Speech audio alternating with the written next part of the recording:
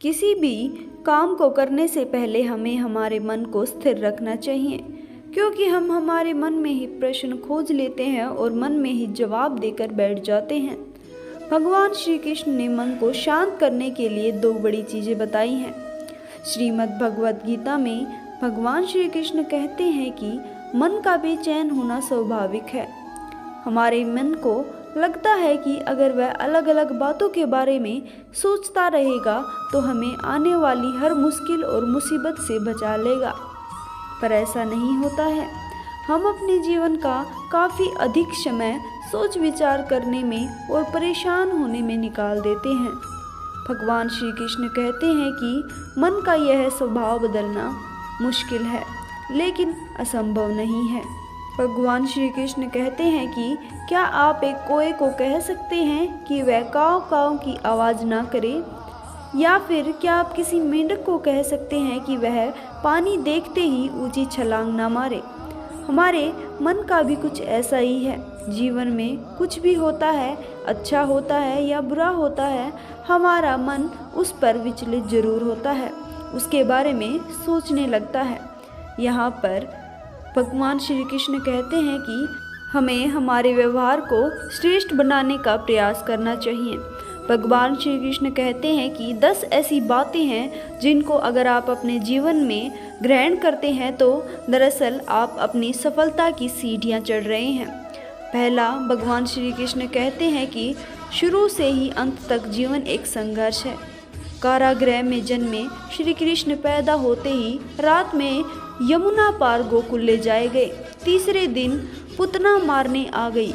यहाँ से शुरू हुआ संघर्ष, देह त्यागने से पहले द्वारिका डूबने तक का त्याग। कृष्ण का जीवन कहता है कि कोई भी हो, संसार में आए हो तो संघर्ष हमेशा हमें करना ही पड़ेगा। मानव जीवन में आकर परमात्मा भी सांसारिक चुनौतियों से नहीं बच सके। कृष्ण ने कभी किसी बात की शिकायत नहीं की, हर परिस्थिति को जिया करते थे और जीता भी करते थे। कृष्ण कहते हैं कि परिस्थितियों से मत भागो, उनके सामने डटकर खड़े हो जाओ, क्योंकि कर्म करना ही मनुष्य का असली कर्तव्य है। हमें कर्मों से ही परेशान होते हैं और उन्हीं से हमें जीत प्राप्त नहीं होती है। दूसरा, भगवान श्री कृष्ण बताते हैं कि कृष्ण का बचपन माखन मिश्री खाते हुए गुजरा। आज भी भोग लगाते हैं हम तो माखन का ही लगाते हैं, लेकिन ये संकेत कुछ और है। आहार अच्छा हो, शुद्ध हो, बल देने वाला हो। बचपन में ही शरीर को अच्छा आहार मिलेगा तो इंसान युवा होकर वीर बनेगा। शरीर को स्वस्थ रखना है तो बचपन से ही ध्यान देने की जरूरत होती है। भगवान श्री कृष्ण ने माखन के द्वारा पूरे संसार को संदेश दिया था कि स्वास्थ्य हमारे जीवन में कितना बड़ा महत्व रखता है। तीसरी बड़ी बात भगवान श्री कृष्ण ने बताई है कि पढ़ाई किताबी नहीं होती, वह रचनात्मक होती है। श्री कृष्ण ने अपनी शिक्षा मध्य प्रदेश के उज्जैन में ऋषि के आश्रम में ग्रहण की थी। भगवान श्री कृष्ण कहते हैं कि उनको 64 कलाओं का ज्ञान था। वैदिक ज्ञान के अलावा उन्होंने और सारी कलाएं भी हासिल कर ली थी। भगवान श्री कृष्ण कहते हैं कि शिक्षा ऐसी होनी चाहिए जो हमारे व्यक्तित्व का रचनात्मक विकास करे। संगीत, नृत्य, शुद्ध सहित 64 कलाएं होती हैं, जिसमें अगर इंसान संपूर्ण हो जाता है तो मानो उसका जीवन व्यापन हो जाता है। रिश्ते से ही जीवन है, बिना रिश्तों के कुछ नहीं। श्री कृष्ण ने जीवन भर उन सभी लोगों का साथ नहीं छोड़ा जिनको मन से माना। अर्जुन से वो युवावस्था में मिले, ऐसी महाभारत तक हो गई, लेकिन उन्होंने हमेशा अर्जुन के साथ अपना रिश्ता निभाया। सुदामा हो या उद्धव हो, कृष्ण ने जिसे अपना मान लिया उसका जीवन भर साथ दिया। भगवान श्री कृष्ण संकेत देते हैं कि रिश्तों के लिए कई लड़ाइयाँ लड़ी जाती हैं, रिश्तों से ही लड़ाइयाँ लड़ी जाती हैं, जिनका सीधा संदेह है कि इंसान की सारी धरोहरें ही उनका आसपास के रिश्ते होती हैं। अगर किसी के पास रिश्तों की भांति नहीं होती तो वह इंसान संसार के लिए गैर जरूरी है। इसलिए अपने रिश्तों को दिल से निभाएं, दिमाग से नहीं। उसके अलावा भगवान श्री कृष्ण कहते हैं कि नारी का सम्मान जरूरी है। राक्षस नरकासुर का आतंक था। करीब 16,000 महिलाओं को उसने अपने महल में कैद कर लिया था। महिलाओं से बलात्कार कर कर उसको सुख मिलता था।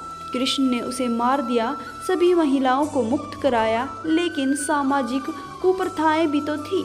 उन महिलाओं को अपनाने वाला कोई नहीं था। युद्ध खुद उनके घर वालों ने उन्हें दूषित मानकर त्याग कर दिया।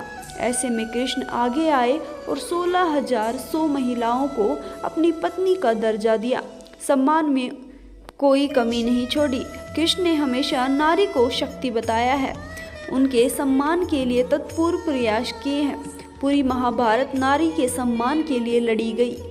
इसके अलावा भगवान श्री कृष्ण कहते हैं कि आपके आपसी मतभेद आपकी अगली पीढ़ी के लिए बाधा नहीं बनने चाहिए। हम कम ही लोग जानते हैं कि जिस दुर्योधन के खिलाफ कृष्ण ने आजीवन पांडवों का साथ दिया, उसकी मौत का कारण श्री कृष्ण की कूटनीति बनी।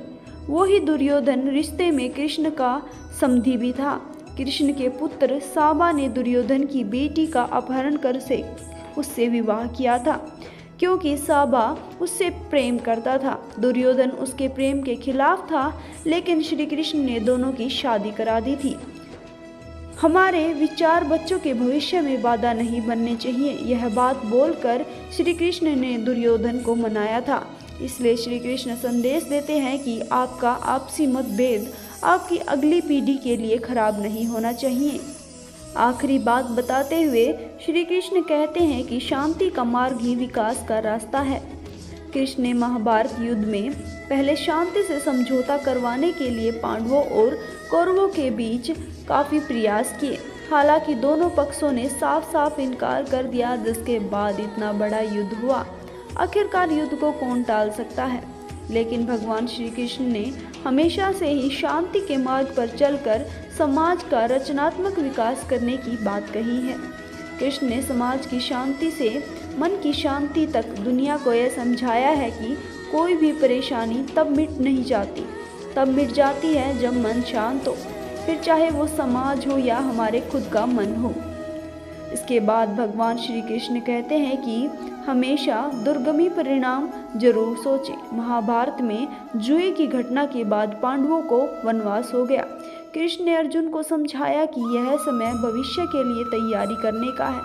महादेव शिव, इंद्र, दुर्गा की तपस्या करने को कहा। कृष्ण जानते थे कि दुर्योधन को कितना भी समझाया जाए, वो पांडवों को कभी भी उनका राज्य वापस नहीं लौटाएगा। शक्ति और समर्था की जरूरत होगी। कर्ण के कुंडल कवच पांडवों की जीत में आड़े आएंगे, ये वो भी जानते थे। उन्होंने हर चीज पर दूरगामी सोच रखी थी। इसलिए भगवान श्री कृष्ण हमें संदेश देते हैं कि हमें भी दूरगामी सोच रखनी चाहिए।